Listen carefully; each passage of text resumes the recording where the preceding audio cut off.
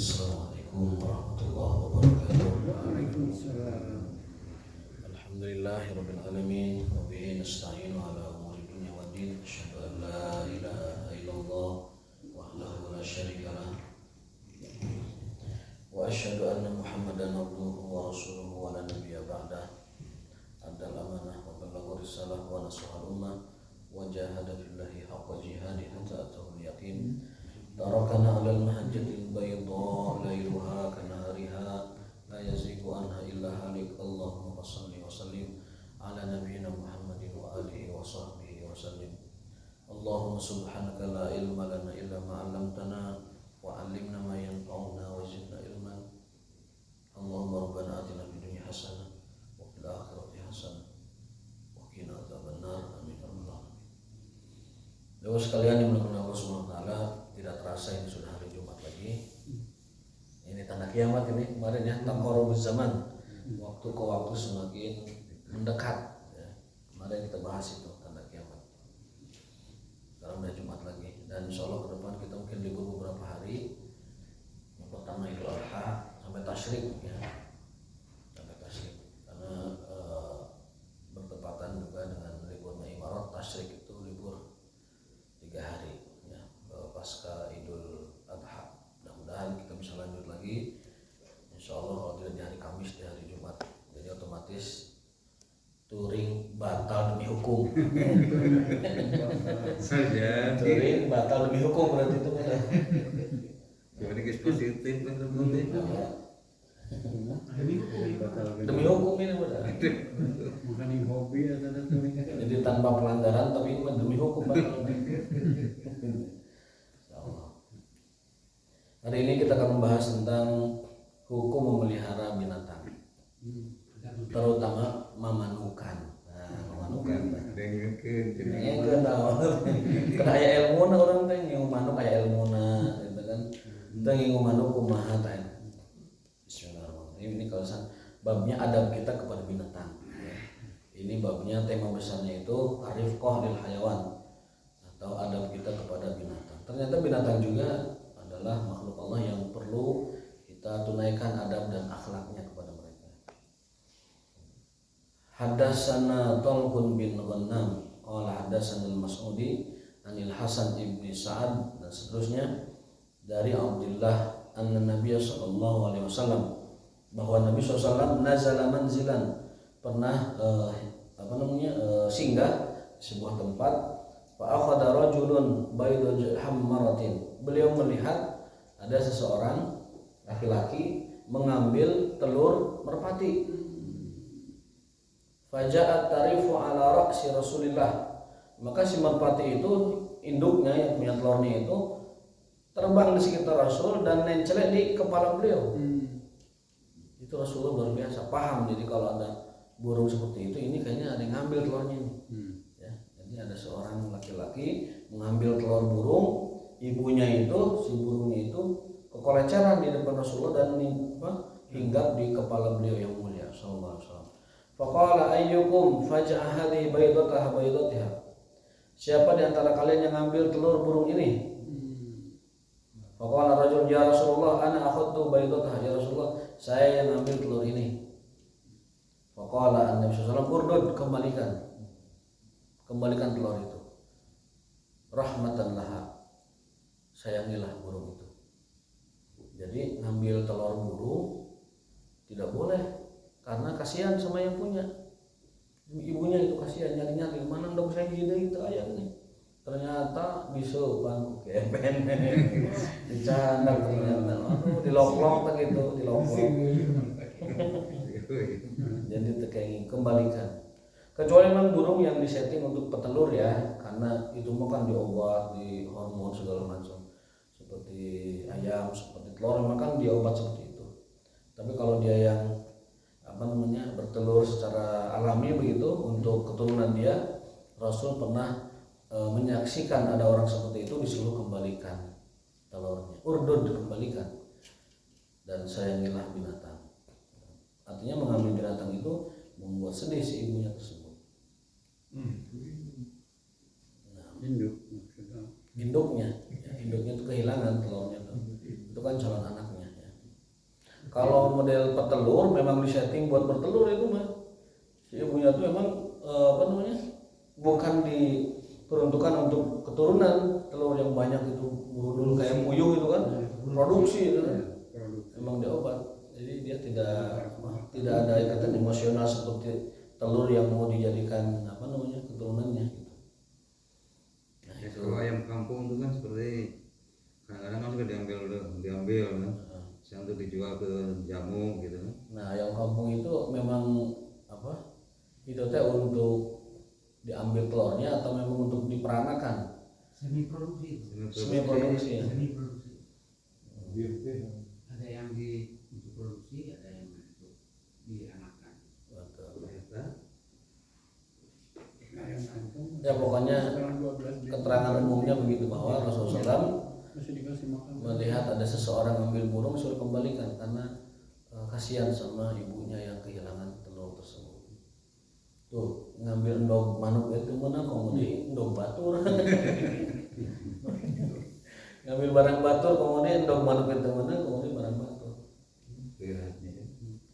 Kamu nyandak pemajikan batur mana?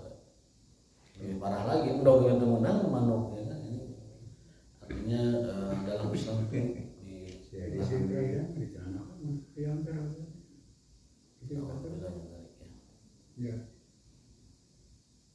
sekarang dengan adanya medsos ini apa perselingkuhan itu meningkat, akan di banyak data perceraian itu apa namanya lebih dari 30%-nya itu gara-gara medsos. Ya, Ciamis itu menempati rekor tertinggi itu mungkin di Indonesia. Perceraian tertinggi di Indonesia itu Ciamis. Dan ditelusuri sebabnya itu medsos. Di Arab Saudi juga sama, perceraian itu tertinggi penyebabnya adalah medsos. Medsos, terutama Facebook itu kan, terutama itu Facebook. Jadi apa namanya kita sederhananya ngambil telur burung aja nggak boleh, apalagi ngambil manusia, ya kan? Waliyazubillah. Bab at-tayru fil qapas, bab tentang hukum memelihara burung di dalam sangkar, kandang manuk tadi. Benang ya alon-alon tak gitu. Kami langsung bisa ya. Hadatsana Arim qala hadatsana Hamad bin Zaid an Hisham bin Urwah dan seterusnya dari Ibnu Zubair di Makkah. Ibnu Zubair ini sahabat ketika Rasul ada masih junior, masih kecil ya. Berarti ini ketika Rasul meninggal dunia cerita ini adanya. Ya. Meriwayatkan bahwa ketika beliau di Mekah, wa ashabun Nabi dan sahabat-sahabat Nabi SAW yahmiluna tayr membawa burung fil akfas di kandang-kandang. Berarti para sahabat itu banyak juga yang biara burung. Jadi kayaknya Pak, terus ayah backing lah ya dari Jadi memelihara burung itu juga dilakukan oleh para sahabat.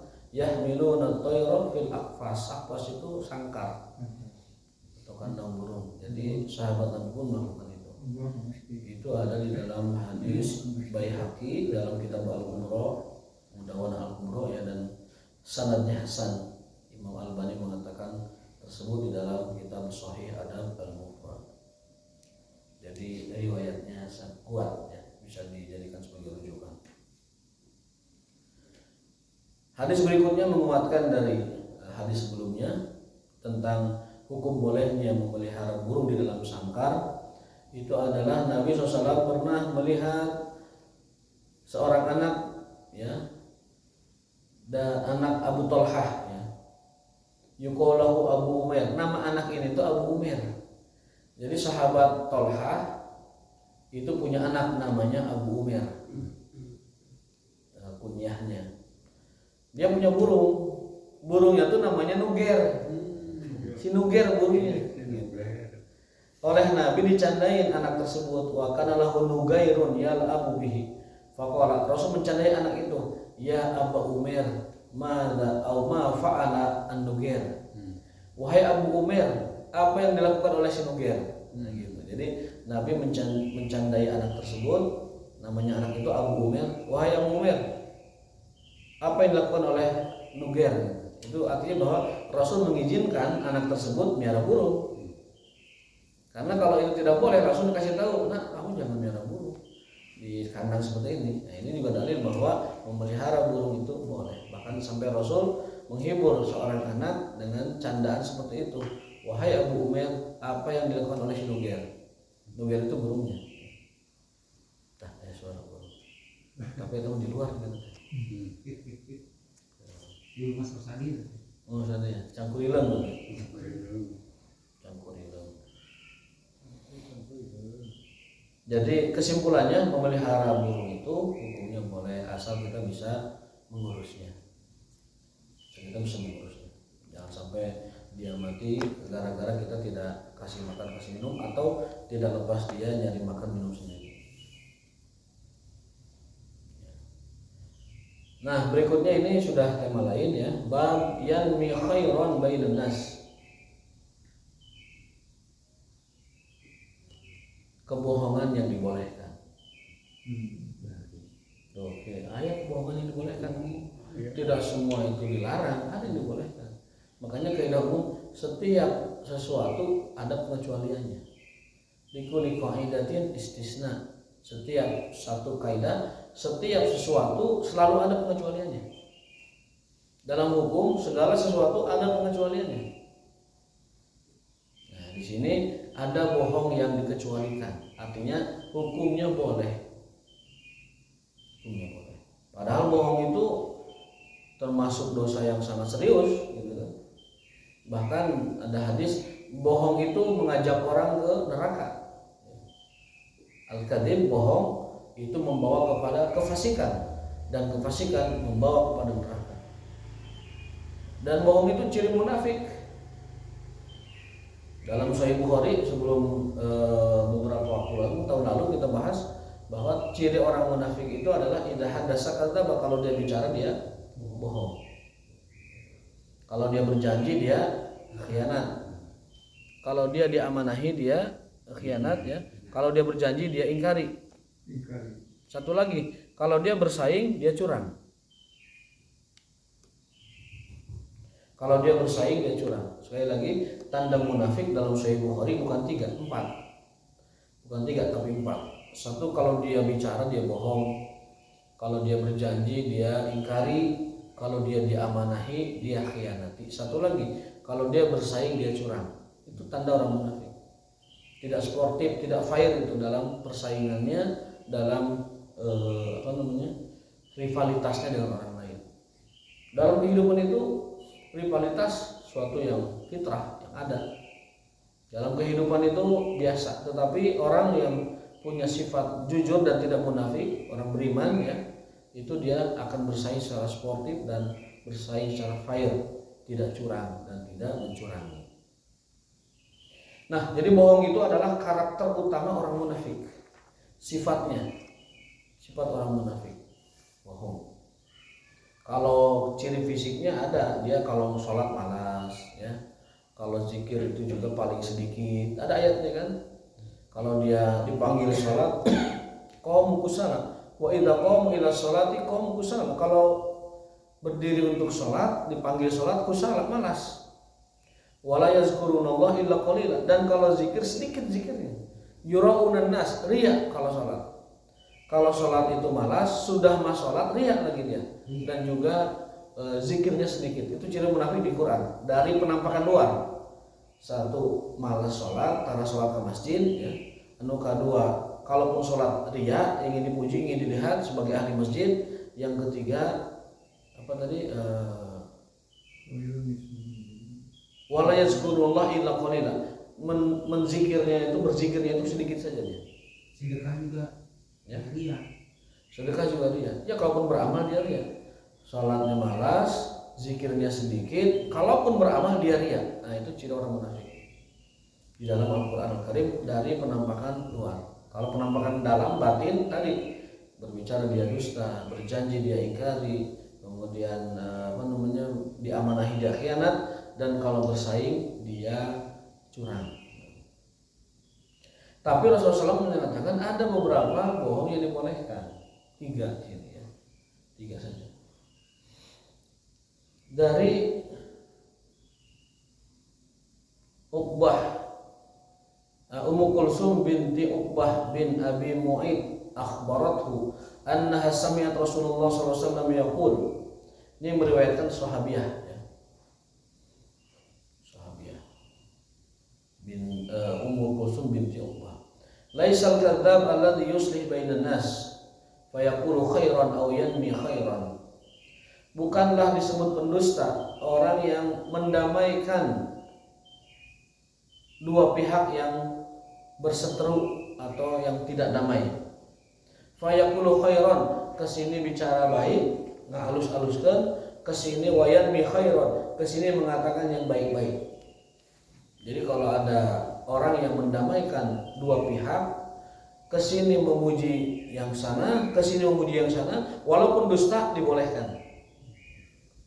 Nah itu dusta yang boleh, bohong yang boleh itu ketika mendamaikan yang bertikai atau berselisih. Oh dia mah sebenarnya mau nanyain antum, dia tuh nanyain kabar terus, dia memikirkan dan disebut peduli sama dia, pokoknya apalah di karang-karang boleh itu. Jadi ngawadul untuk mendamaikan itu boleh, ngawadul mendamaikan itu boleh. Bukan hanya itu, walam asma'ahu yurakhis fi syai'in mimma yaqulun nas minal kadzib. Rasul sama sekali tidak mentolerir kebohongan sedikit pun. Rasulullah tidak mentolerir kebohongan sedikit pun, karena satu kebohongan akan menutup banyak kebohongan yang lain. Nanti jadi kadzab, jadi pembohong, pendusta beneran nanti. Jadi tidak mentolerir. Illa fi salas, kecuali dalam 3 hal. Kata Rasulullah. Lanjutan hadis tadi. Yang pertama al-islah bainan nas, mendamaikan yang berseteru atau berselisih.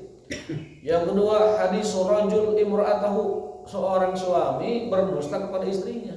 Boleh. Pasakan kata enak, terawas. Tapi karena kita ingin membuat istri kita senang, ya kita berdusta, berbohong. Kalau orang barat menyebutnya itu kebohongan kecil. Ya, dalam Islam itu kebohongan kecil seperti itu 3 tempatnya. 1, mendamaikan 2 orang, kita boleh berbohong. Yang kedua adalah seorang suami menjaga perasaan istrinya, boleh berbohong. Kamu beristri lagi ya? Enggak. Iya, salah satunya itu. Masakan tuh kayak sayur tuh gak enak, tapi karena kita ingin menjaga suasana, wah mah ini masakan, masya Allah, mantap ya, luar biasa mantap. Coba sesendok lewas kawarteg. Jadi puji dulu, ini makanannya enak mah, pokoknya mantap lah. Setelah itu lewas warung Padang. Bisa aja, yang penting di depan dia kita bisa mendamaikan dan bisa menjaga suasana. Itu yang kedua. Yang ketiga, wa hadisul mar'ati zaujaha, dan juga bohongnya istri kepada suami. Bohongnya istri kepada suami itu juga bohong yang dibolehkan. Ya. Untuk apa? Untuk menjaga suasana yang rukun dan damai. Jadi selama bohongnya itu bukan dalam masalah prinsip, boleh. Istri sudah dandan, kan capek, dia kan lama dandan itu setengah jam, 1 jam gitu kan. Tiba-tiba pas dia nanya, gimana cocok nggak, bagus nggak? Udah bagus aja pokoknya mah. Bagus, mantap, udah. Nah, perkara nanti hakikatnya bagaimana beda lagi gitu. Yang jelas Rasul itu lam yurakhis, tidak mentolerir kebohongan apapun kecuali di 3 tempat. 1, mendamaikan orang. 2, suami yang menenangkan istrinya, dan istri yang menenangkan suaminya. Hadis riwayat Bukhari dan Muslim, hadis sahih ya. Boleh kan? Iya. Jadi boleh ya. Padahal bohong itu sangat beliau benci. Ketika ada seorang pemuda izin, ya Rasulullah, izan li bizina, izinkan saya berzina ya Rasulullah. Apa kata Rasulullah? Nyapa pengumumannya, saya minta syarat. Rasul sudah begitu. Kalau ada sahabat minta syarat, beliau pun minta syarat. Dan syaratnya itu tidak pernah meleset dari orang itu. Akhirnya dia berubah. Ada dua kesempatan yang saya ingat. Salah satunya ini. Ya Rasulullah, dia di hadapan teman-teman yang lain, sahabat yang lain. Ya Rasulullah, idzan li bizina. Ya Rasulullah, saya tuh sudah nyaman di Islam ini. Tapi saya minta satu saja, izinkan saya berzina. Kenapa? Karena zina di zaman jahiliyah tidak tabu. Nanya gitu teh biasa, tidak tabu. Tabu teh karena Islam sudah dipeluk beberapa orang, sehingga pertanyaan itu tabu di beberapa orang. Tapi di masyarakat secara umum jahiliyah, zina itu tidak tabu. Lumrah. Masyarakat jahiliyah itu masyarakat yang lumrah perzinahan itu. Sesuatu yang biasa. Justru kalau tidak berzina di sana disebut ada kekurangan, disebut ada sesuatu yang berbeda dari yang lain. Sangat lumrah. Maka nasab itu nomor satu. Dan Rasul adalah orang yang paling jelas dan paling sempurna nasabnya di antara seluruh orang-orang Quraisy yang ada. Khairun nasabin wa syarafun nasabin. Itu Rasul SAW. Nah ini anak ini, pemuda ini minta izin ke Rasul, ya Rasulullah izin li bizina, izinkan aku berzina. Saya sudah nyaman di Islam, tapi babi ini belum bisa ditinggalkan. Jadi gimana Rasul ini solusinya? Rasul bijaksana, respect umamanya. Tapi saya minta syarat juga satu, la takdzib, jangan berbohong. Satu aja minta syarat, jangan berbohong. Lama-lama dengan beriringnya waktu dia juga belajar Islam, dia juga terus berteman dengan orang-orang soleh, dia juga dijaga oleh lingkungan orang-orang soleh. Lama-lama dia sempit juga langkahnya untuk berzina. Kesana beringjing orang soleh, dia beringjing orang soleh, tidak ada kesempatan. Dan suatu hari kalau dia ditanya, mana muslim lain muslim, nah berzina, tahu orang itu berzina, nah dia tidak akan bisa berbohong. Jadi kalau ada orang nanti bertanya, kamu muslim? Iya. Kok berzina? Dia tidak bisa jawab. Akhirnya apa? Akhirnya orang itu meninggalkan zina. Lama-lama tidak berbohong. Kemudian Rasulullah SAW juga setelah itu mengingatkan, gimana kalau saudaramu dizinahi orang, ibumu dizinahi orang, kakakmu dizinahi orang, adikmu dizinahi orang. Orang itu berpikir, oh iya, tidak mungkin saya melakukan itu. Akhirnya dia tobat, setobat-tobatnya setelah itu. Itu satu kesempatan. Kesempatan yang lain adalah ketika Rasulullah SAW ada kabilah masuk Islam, tapi dia minta syarat, ya Rasulullah, kami siap menerima Islam, tapi minta syarat, tidak boleh larang kami minum khamar. Karena khamar juga lumrah di zaman itu. Justru orang kalau nggak minum khamar nggak dipandang saat itu. Khamar itu paling lumrah di zaman jahiliyah.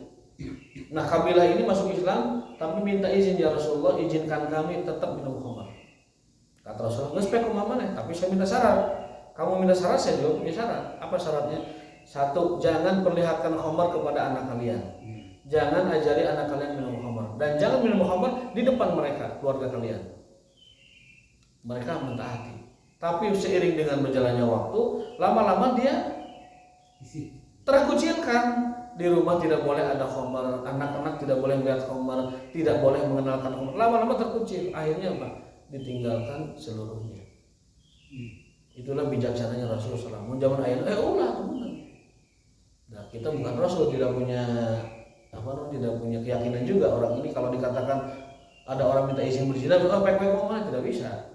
Tetap kita mengatakan haram, katakan nggak boleh kamu seperti itu, tidak boleh bertahap gitu, nggak boleh, haram udah, tidak ada kompromi. Kalau Rasulullah SAW kebijaksanaan beliau seperti itu.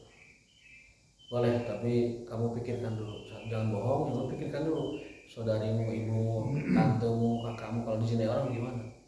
Nah dia akhirnya tobat dengan begitu, dia meninggalkan zina secara keseluruhan. Itu sudah ada larangan dari Al-Quran. Sudah ada. Makanya kan kenapa dia minta izin, karena sudah dilarang. Kan baiat Aqobah pertama itu baiat akhlak. Ya. Dalam Islam itu baiat itu ada dua.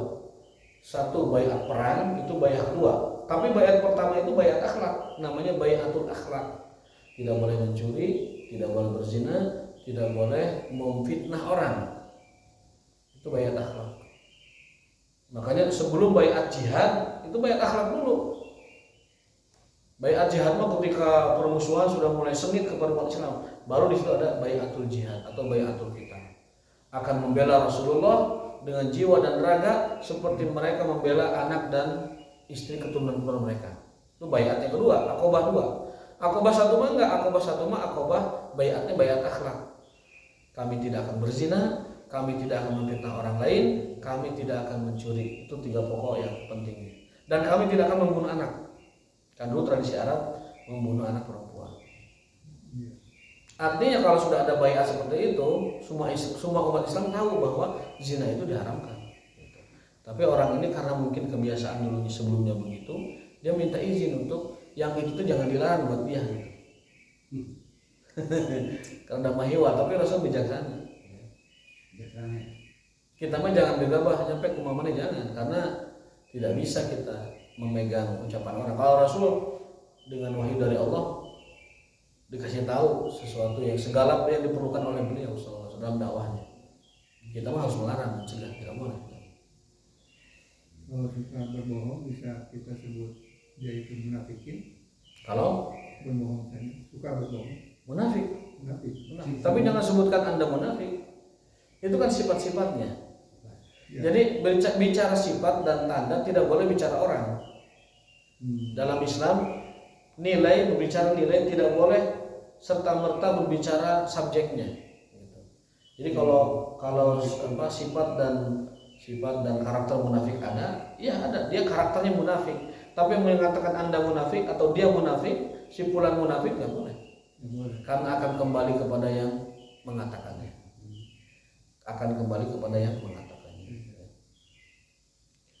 Sahabat Nabi saja kepada orang-orang yang sudah jelas munafiknya tidak mau mengungkapkan. Ada sahabat Nabi namanya Hudzaifah ibnul Yaman. Itu orang yang satu-satunya mengenal dan mengetahui list nama-nama orang munafik. Beliau itu sampai dijuluki beliau sebagai kepercayaannya Rasulullah SAW. Aminu Rasulullah SAW. Sepeninggal Rasulullah wafat, sahabat selalu melihat dia. Kalau dia sholat kepada seorang yang mati jenazah, baru yang lain sholat. Kalau dia tidak sholat, orang tidak sholat. Itu orang yang paling hafal nama-nama orang munafik. Itu pun dia tidak sebutkan kepada orang-orang. Umar itu kalau mau nyolatin orang, lihat dulu Huzaifah ya. Oh ayah, namanya sholat. Kalau Huzaifah nggak sholat. Karena pada dasarnya orang munafik itu meninggal tidak boleh disolatin. La tusolli ala ahadi minhum mata. Ini ayat Quran. La tusolli ala ahadi minhum mata. Jangan kau sholatkan orang munafik. Wala taqum ala qabri. Jangan juga diziarahi. Ya, ada menghadiri pemakamannya orang munafik nggak boleh. Menyolatkan juga nggak boleh. Itu orang munafik. Nah, tetapi mereka itu kan dirahasiakan oleh Rasulullah, tidak diungkap kecuali kepada satu orang sahabat yang berjuluk kepercayaan Rasulullah SAW. Maka kita pun sekarang tidak boleh mengatakan si A si B itu munafik. Kalau mengatakan padanya ada sifat munafik boleh. Itu sifat munafik, tapi jangan menyebut munafik. Contohnya dalam Zadul Ma'ad nanti kita akan sampai. Barang siapa yang meninggalkan Jumatan 3 kali berturut-turut, maka Allah kuncikan pada hatinya kemunafikan. Riwayat lain kekafiran. Orang meninggalkan Jumat 3 kali berturut-turut tanpa alasan, Allah capkan padanya label munafik dan kafir. Siapa yang mengucapkan? Allah. Tapi kita kan tidak tahu. Maka kita tidak boleh mengatakan simpulan kafir, simpulan munafik. Tapi sampaikan aja hadisnya. Orang yang tidak Jumatan 3 kali berturut-turut, maka dia Allah labeli sebagai munafik atau kafir. Tapi dengan alasan kan? Tanpa alasan. Kalau dengan alasan kuat. Dengan alasan diterima sakit misalkan. Dia di rumah sakit dirawat sampai 3 minggu lebih, atau dia di rumah tidak bisa kemana-mana, atau dia sakit tidak ada yang menolong membantunya ke masjid atau lain sebagainya, memang tidak mampu badannya, itu ada alasan. Atau hujan gede, ataupun perjalanan, ya, ataupun dia budak sahaya, atau lain sebagainya, itu diterima. Tapi kalau dia tidak Jumatan tanpa alasan, dan anak muda ada yang meremehkan ibadah ini, masih di tempat kerja, masih nongkrong di kantin, Jumatan itu padahal. Makanya saya kadang heran di Bandung ini, ketika detik-detik Jumatan jalan masih ramai, saya heran juga itu. Lalu lintas itu kalau kita lagi ngejar jadwal di mana gitu, pas banget mepet waktunya, kok masih lalu lalang. Kadang kita juga khotib di masjid yang pinggir jalan, kita sedang khutbah tapi orang lalu lalang ramai sekali, masih gitu. Ini ya tiap hampir tiap Jumat. Kapan kan bahwa di Bandung ketika Jumat Sudah lama. Sejak pulang dari Sudan. Jadi ketika Jumat berkumandang, kita sedang khotib di pinggir jalan, di masjid pinggir jalan, itu masih ramai lalu lintas. Apa karena tidak sadar? Kalau musafir luar kota kan tidak di dalam biasanya. Jumatan di masjid aku udah sekali-kali. Balah, Jumat-Jumahan. Hari-hari ya. Nah itu. Padahal orang Islam. Oh gitu. Jadi ini tolong sampaikan hadis ini ke sana pemirsa saudara handai tolan yang dekat dengan kita, terutama ya, yang paling dekat dulu sampaikan bahwa yang ninggalin Jumatan, kita sisir dulu keluarga nih, ponakan-ponakan sepupu-sepupu, barangkali ada pria di antara keluarga kita yang masih kedul Jumatan. 3 kali Jumatan dia lewat tanpa alasan, Allah capkan label kemunafikan dan kekafiran pada dirinya. Auzubillah min dzalik. Ada lagi sahabat Ibnu Mas'ud, setiap hari mengabsen orang sholat. Abdullah bin Mas'ud itu setiap hari ngabsen orang sholat. Sekretaris masjid kalau zaman itu. Apa kata beliau? Fama takhallafa minna ahadun illa munafiqun khalisun nifaq au munafiqun khalis. Saya sering mengabsen sahabat Nabi sholat ke masjid. Dan aku tidak mendapati orang yang tidak ke masjid dalam catatan saya, kecuali orang yang sudah dinyatakan munafik sejati oleh Rasulullah SAW, munafik khalis oleh Rasulullah SAW. Artinya bahwa ciri nyata nampak, ciri penampakan luar orang munafik itu malas ke masjid, terutama Jumatan. Itu ciri munafik. Tapi kita tidak boleh mengatakan mereka munafik. Ciri munafik malas ke masjid.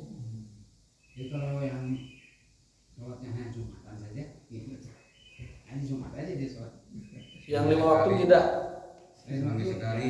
Banyak kan tidaknya gitu kelihatannya. Ya mungkin karena dia berpegang karena sholat jemaah itu sunnah muakkad aja mungkin. Mungkin sunnah muakkad. Tapi tadi kesaksian sahabat, aku tidak menyaksikan orang yang tidak ke masjid kecuali dia yang Rasul sebut sebagai munafik khalis. Ini implikasi hukumnya adalah bahwa orang munafik itu pasti malas ke masjid, tapi tidak semua orang yang tidak ke masjid munafik, gitu ya. Tidak semua orang yang tidak ke masjid munafik, tetapi orang munafik selalu tidak ke masjid. Jadi orang munafik sama dengan tidak ke masjid, tapi tidak semua orang yang tidak ke masjid munafik. Paham ya ini? Jadi bisa jadi dia ada alasan, bisa jadi karena belum ada giroh untuk sholat berjamaah, belum tahu faidah sholat berjamaah. Yang seperti itu perlu dibantu, perlu ditolong, dicerahkan kembali agar datang ke masjid. Jadi penilaian sahabat Abdullah bin Mas'ud itu sebagai pengetahuan buat kita bahwa cara membedakan di zaman Rasul, cara bedakan orang itu munafik atau tidak munafik dari sholat berjamaahnya. Nah, yang utara ketinggalan, cara membedakannya begitu. Kembali ke tema utama kita bahwa ada kebohongan yang dibolehkan itu 3. 1, mendamaikan orang yang bersetikai, berselisih. Yang kedua, seorang suami berbohong kepada istrinya atau seorang istri kepada suaminya. Itu 3. Dalam riwayat lain saya pernah baca ada lagi 1, menjaga keselamatan orang lain. Tambahannya itu menjaga keselamatan orang lain. Ada orang bawa bedong, ya kan? Mana si Anu? Nah itu kita perlu berbohong. Si Anu udah pergi keluar kota, atau si Anu bagaimana lah, tidak ada di rumahnya. Diselamatkan orang itu dari bahaya. Maka menyelamatkan orang dari bahaya itu termasuk bohong yang dibolehkan. Padahal bohong itu sangat dilarang. dan tanda kemunafikan. Tetapi 3 hal yang Rasul tolerir, diberikan rukhsah keringanan untuk berbohong. Mudah-mudahan Allah Ta'ala menjaga kita dari sifat bohong ya. Amin ya rabbal alamin. Masih kaitan dengan hadis di atas, karena ini satu paket saya perlu sampaikan. Dari Abdullah dari Nabi SAW, dari Abu Wa'il, dari Abdullah, dari Nabi SAW. Beliau bersabda, alaikum bisidqi, hendaklah kalian jujur, kata Rasulullah SAW. Hendaklah kalian jujur, wajib atas kalian jujur. Fa inna sidqa yahdi ilal bir, karena kejujuran mengantarkan orang kepada kebaikan. Wa innal birra yahdi ilal jannah, dan kebaikan menghantarkan orang ke surga. Wa inna rajula yasduqu hatta yuktaba indallahi siddiqan. Orang yang biasa jujur itu oleh Allah dicatat dan dicap sebagai orang jujur. Hatta yuktaba, sampai dia dicatat siddiqan, orang yang jujur. Jadi kalau kita jujur terus, itu sama Allah dikasih stempel, ini orang jujur. Yuktab, dicatat sebagai orang yang jujur. Siddiq. Wa iyyakum wal kadzib, jauhilah dusta, karena dusta membawa orang kepada kefasikan, dan kefasikan menuntun orang kepada neraka. Dan sesungguhnya seseorang yang terus-terusan berdusta, lama-lama nanti Allah kasih stempel kadzaban, sang pendusta, sang pembohong. Jadi orang itu kalau sekali dusta mungkin terus-terusan berdusta, langsung stempel ini seorang pembohong. Begitu juga orang jujur, terus jujur, dijaga kejujurannya, terus jujur, sampai Allah nanti mencapnya sebagai ini orang jujur. Dan itu jaminan dia ke surga. Kalau sudah Allah cap jujur, berarti jaminan ke surga. Kalau sudah dicap sebagai pembohong, jaminan dia ke neraka. Karena tadi Abu Bakar Siddiq di situ nama dia. Enggak, julukan. Karena beliau selalu membenarkan apa yang disampaikan oleh Rasulullah SAW, terutama dalam kaitan kisah Isra Mi'raj kan. Jadi ketika Rasul menceritakan bahwa aku tadi malam pergi ke Baitul Maqdis dan pergi ke langit dalam 3 jam ya, sepertiga malam. Ya. Orang Quraisy kan mentertawakan, mana mungkin kamu dari Mekah ke Baitul Maqdis dalam sekejap 3 jam, lalu ke langit 3 jam, seperti gimana ceritanya? Coba kamu terangkan gimana Baitul Maqdis. Rasulullah SAW menerangkan karena Allah menampakkan di hadapannya. Tiangnya ada berapa ya, tempat pasjudannya di mana, kemudian apa ini yang ini warnanya apa, digambarkan semua. Ketika orang Quraisy menantang Nabi Muhammad menceritakan Masjid Al-Aqsa, Allah tampilkan tampilan Masjid Al-Aqsa seperti Nabi melihat langsung di hadapannya. Maka tidak ada yang meleset satu tanda pun tidak ada yang meleset dari yang disebutkan oleh Rasulullah. Orang Quraisy tetap nggak percaya. Akhirnya orang Quraisy punya bahan, punya amunisi. Wah, saya mau mengganggu keimanan orang-orang Islam karena nabinya sampai mengatakan sesuatu yang tidak masuk akal gitu. Dia mendatangi orang-orang Islam bahwa Nabi kamu tambah gila tuh. Kenapa? Karena dia mengatakan 3 jam ke Baitul Maqdis, Palestina, ke Syam, lalu ke langit. Orang-orang itu terganggu keimanannya, terpengaruh dengan ucapan mereka, tetapi tidak berubah keyakinannya. Nah, saat disampaikan kepada Abu Bakar Siddiq, wahai Abu Bakar, temanmu semakin gila. Sahibak itu Rasulullah SAW. Apa kata Rasulullah SAW? Kata Abu Bakar Siddiq, demi Allah, andai pun beliau Rasulullah SAW menceritakan cerita yang lebih dahsyat dari ini, la amantu bi, aku akan mengimaninya. Disitulah beliau dijuluki gelar As-Siddiq, yang selalu jujur dengan keimanannya dan membenarkan apapun yang datang dari Rasulullah SAW. Pantas saja Rasul mengatakan, andaikan iman penduduk bumi ditimbang dengan iman Abu Bakar, la rajahat, masih berat imannya Abu Bakar. Jadi di Adam sampai ke hari kiamat, iman nanti dikumpulkan misalkan di dalam satu wadah. Dibanding dengan imannya Abu Bakar, la rajahat, masih beratan timbangan imannya Abu Bakar. beliau langsung membenarkan. Andaikan Rasulullah menceritakan kisahnya lebih dari itu, kejadiannya lebih dahsyat dari itu, la saddaqtu, la amantu bi, aku pasti membenarkan. Dan atau tidak ada celah orang Quraisy begitu. Wah, ini Abu Bakar sudah tidak bisa diapa-apain lagi nih, udah paten sudah tertutup paten, nggak bisa ini. Nah, ini kisah kenapa Abu Bakar disebut gelar as-siddiq, orang yang jujur dan selalu membenarkan. Nah, itulah beberapa hadis yang berkenaan dengan kebohongan atau dusta dan kebenaran. Pada hakikatnya dusta membawa orang kepada fasik, fasik membawa orang kepada neraka. Jujur, sifat jujur itu membawa orang kepada kebaikan, dan kebaikan membawa orang kepada surga. 3 hal yang dibolehkan kita berbohong atau kebohongan yang ditolerir oleh Rasulullah SAW adalah mendamaikan orang yang berseteru, seorang suami menyenangkan hati istrinya, dan seorang istri menenangkan hati suaminya. Mudah-mudahan Allah Ta'ala membimbing kita kepada akhlak yang soleh, berakhlakul karimah. Dengan begitu akhlak tersebut akan memperberat timbangan kebaikan kita di akhirat. Amin ya rabbal alamin. Walahukum wa taufiqun illa billah. Wa sallallahu ala wa alihi wasallam. Subhanakallahumma wa bihamdika asyhadu an la ilaha illa anta astaghfiruka wa atubu ilaik. Wassalamualaikum warahmatullahi wabarakatuh.